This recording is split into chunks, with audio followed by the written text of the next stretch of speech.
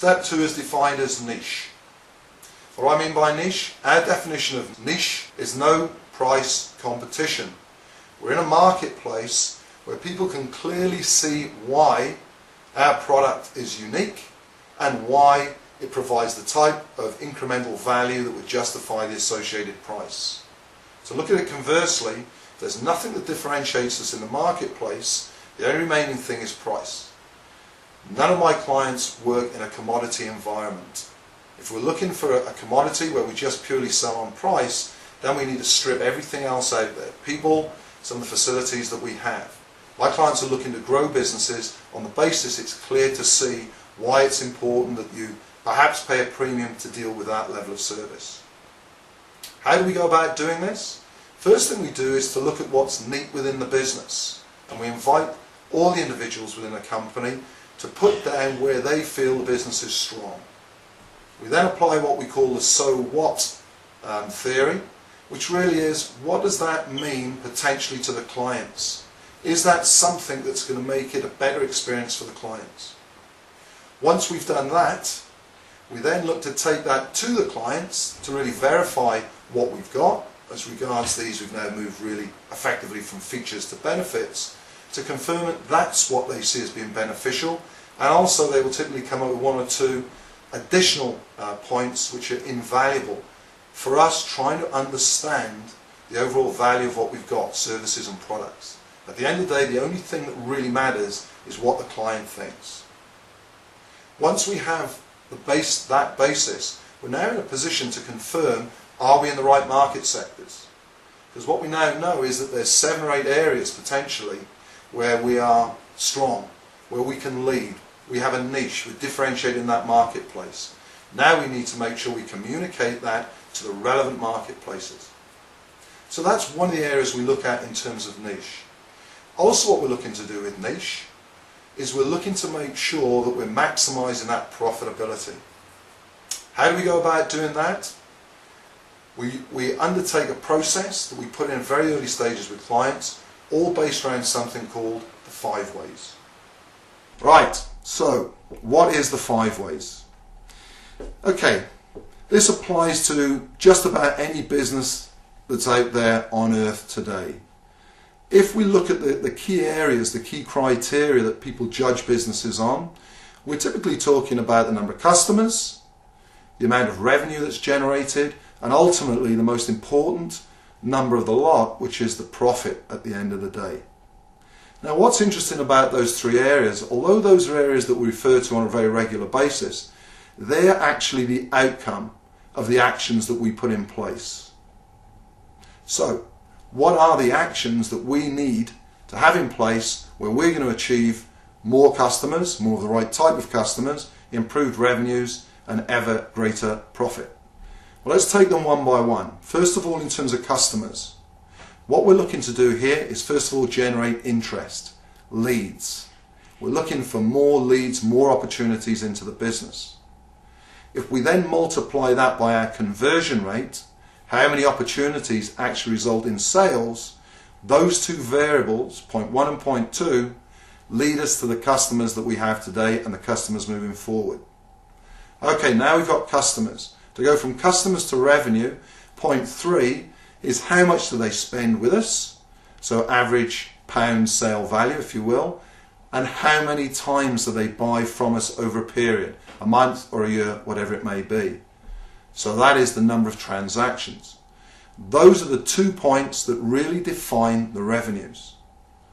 When we move from revenues, the percentage margin that we make on revenues will ultimately define the profit within the business. So that amounts to 5 ways. Just to summarise, number of leads, conversion rate, average pound value, number of transactions, and profit margin. 5 ways to improve profitable revenues. We work with our clients on the basis that when we're putting different things into the business, undertaking new actions, making investment, we're looking to see, will that contribute to an improvement in any one of those 5 areas? Because what we're looking to do, for example, with a lot of businesses, is to say, can we improve what we've got at the moment by 10%? Because what we know is that if we improve number of leads, conversion rate, average pound value, and number of transactions, if we improve each of those by 10%, our revenues go up 46%. Also, if we're able to improve that margin by 10%, the overall improvement in profitability is 61%. And certainly all our clients are looking to achieve that over a period of time. What we then do is we break down each of those areas. So the first thing that we're going to break down here is number of leads. We have 73 different techniques on how we can improve leads. Top of the tree for me personally, what I've seen with clients over many years, is referrals, word of mouth. Absolutely the best revenue generation technique that we can put in place regarding how we're going to get better and more leads. Typically it'll cost us perhaps nothing. If you have a proactive scheme where we actually reward people referrals, it costs us a small amount of money. But also what we find is that the conversion rate, if I have a referral where I've been recommended by somebody, that referral rate, that conversion rate is always better than it would otherwise be. Also, you'll often find that you'll get exposed to bigger business opportunities through referrals. It's just the absolute best place to start regarding lead generation. Conversion rate. How do we improve our conversion rate? Again, we provide many techniques in this area. One of the things that we do, for example, is we run something called Sales Rich. And through Sales Rich, it's a sales training course, although it relates to just about everybody in an organization, because ostensibly it's about communication skills, and it's the ability to listen, understand, and interpret what the client's needs are. It's the ability to help them go through a buying process as opposed to trying to sell at them. Okay, so those are the first two variables we've looked at. The third one, average sale value. So how do we improve that? Well, if I refer back to McDonald's ran a campaign a number of years ago where they trained all their staff, whatever you were buying, a Big Mac, a cheeseburger, you would be invited, would you like chips with that or would you like fries with that? The increase in business 1 year alone was $1 billion for McDonald's. I'm not guaranteeing that for clients old and new, but it's just such an easy thing to do. We sell a product. Are we actually looking to sell maintenance included within that? For example, a 1 year or a 3 year maintenance agreement. We have a range of products associated with the core solution. Are we looking to get those included? So there are many ways that we can increase average sale value. Next one down is number of transactions. How many times do people buy from us? And one of the questions is, when somebody buys from you, do you go to the trouble to say thank you? Do you actually go to the extent of sending out a thank you letter? Do you remind them about the other services that you can offer? Do you keep in touch with customers on a regular basis? Do you give them interesting information, perhaps a newsletter, so that they're aware that you're there? There are many things we can do to improve the number of transactions. So there we've got 1, 2, 3 and 4. Takes us down to 46% improvement in revenues. And we've got some slides that we're providing where you'll actually see what that means for a sample business.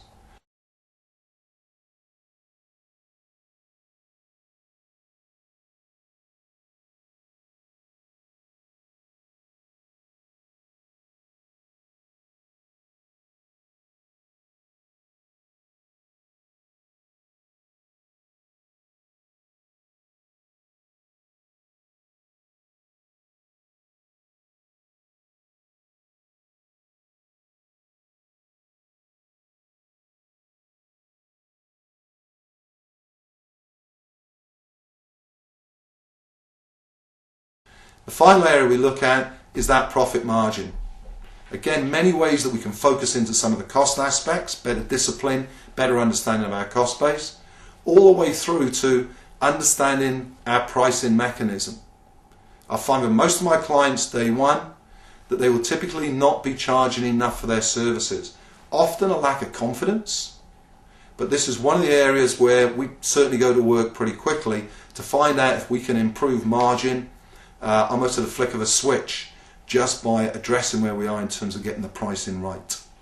So that's the fifth way. So I've talked about 5 different ways there of improving profitable revenues. And that effectively is just one of the steps within the overall step of niche.